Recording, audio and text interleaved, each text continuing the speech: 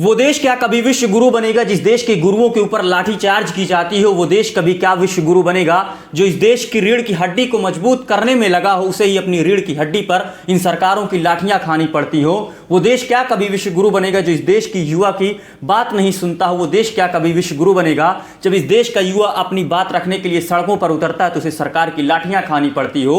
बात है 31 जुलाई 2025 का, वो काला दिन जब इस देश का युवा छात्र और टीचर एसएससी यानी कि स्टाफ सिलेक्शन कमीशन की धांधली को लेकर के सड़कों पर उतरा था। तब उसी देश की सरकार उनके ऊपर लाठियां बरसा रही थी।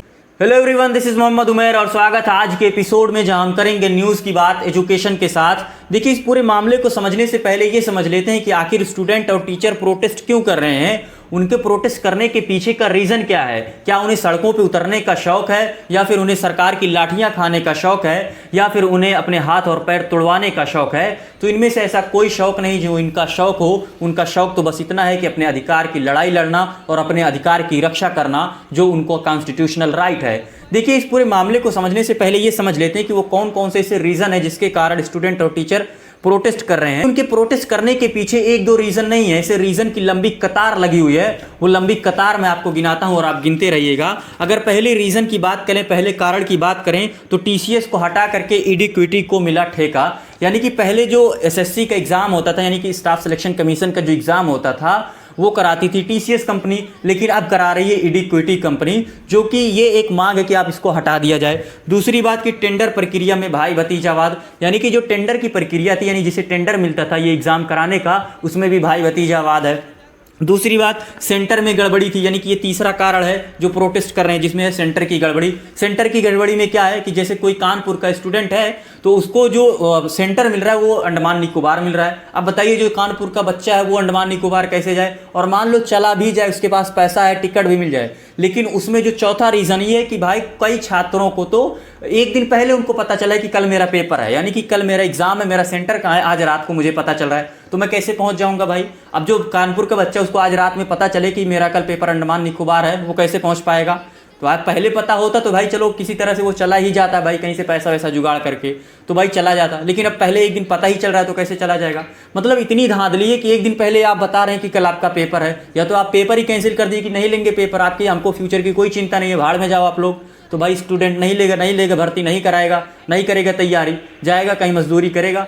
लेकिन आप कम से कम बताएं तो, सूचना तो दें, आप कुछ बताते ही नहीं। दूसरी बात की ये है कि जो कंपनी है इडिक्विटी, उसमें क्या सर्वर में क्रैश, मतलब उनका सर्वर ही नहीं चल रहा है कि भाई बच्चा जो पेपर दे रहा है उनका सर्वर ही नहीं चल रहा है, ये रीज़न था।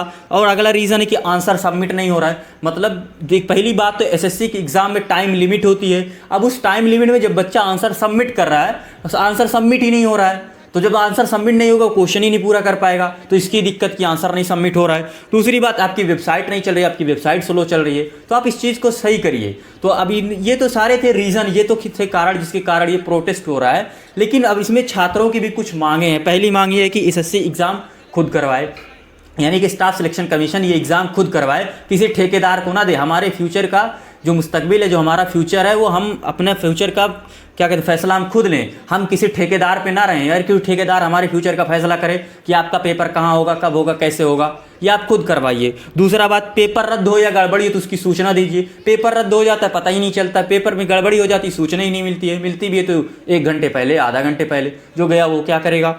दूसरी बात की इडिक्विटी को सबसे पहले ब्लैक लिस्ट किया जाए, ये इडिक्विटी पहले ब्लैक लिस्ट हो तब कोई काम होगा। अब देखिए, ऐसा नहीं है कि ये पहली बार हो रहा है, हमारे यहाँ तो पेपर लीक होना इस देश की खूबसूरती हो गई है। आप उठा के देख लीजिए, एसएससी हो, रेलवे हो, जेई हो, कोई भी पेपर हो, उसका लीक होना तय है। पिछले में साल अब नीट वाला देख लीजिए, तो हर साल पेपर लीक होते, इसमें कोई दो नहीं। लेकिन कम से कम देखिए, अगर दो एक मामला छोटा मोटा हो तो चल जाए, पूरा पेपर ही ऐसे हो जा रहा है तो ऐसे थोड़ी चलेगा यार। आप इसकी अकाउंटेबिलिटी फिक्स नहीं कर रहे हैं कि भाई इसकी जिम्मेदारी किसकी होगी।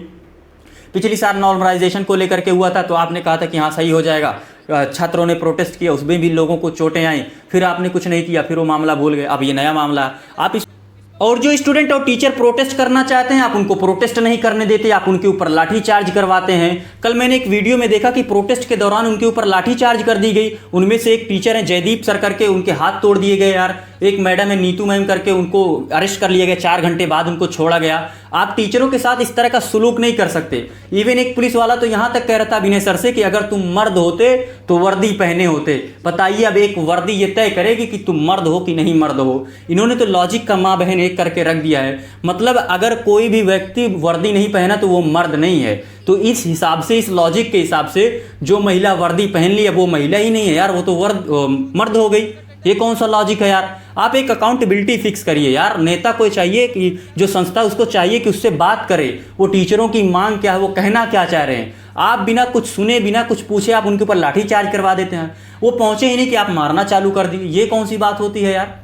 आप उनसे पूछिए कि आपकी मांग क्या है, आप प्रोटेस्ट क्यों कर रहे हैं, उनसे आप बात करिए। अगर तब वो ना माने, वो कोई गलती करें, पब्लिक प्रॉपर्टी, गवर्नमेंट प्रॉपर्टी, किसी भी प्रॉपर्टी को नुकसान पहुंचाएं, तब उन पे आप लाठीचार्ज करिए। वो अपनी बात कहने आते हैं, आप मारने पहुंच जाते हैं। ये कौन सी बात होती है यार? आपको ये अकाउंटेबिलिटी फिक्स करनी होगी कि इसकी जवाबदेही कौन लेता है। हमारे देश के अंदर खुदकुशी यानी कि जो सुसाइड बढ़ता है ना, यही रीज़न है इसके बढ़ने का। बताइए, जो इस देश का युवा 5 साल 4 साल तैयारी करता है, उसको लगता है कि इस बार मेरा सिलेक्शन हो जाएगा, पेपर लीक हो जाता है यार, वो अब सुसाइड नहीं करे तो और क्या करे? उसके पास कोई ऑप्शन नहीं बचता है, नहीं है उसके पास कोई ऑप्शन। आप इस तरह के जब काम करेंगे तो सुसाइड रेट बढ़ेगा, आप रोक नहीं सकते। आप पहले अपने अंदर के अपने करप्ट सिस्टम को देखिए, तब आप जाकर के इस देश के युवा को बचा पाएंगे, वरना इस देश के युवा को नहीं बचा पाएंगे। और इस देश का युवा अब जाग चुका है, अब क्रांति आके ही रहेगी। आई होप आपको ये वीडियो पसंद आया होगा। मिलते हैं नेक्स्ट वीडियो में, तब तक के लिए जय हिंद।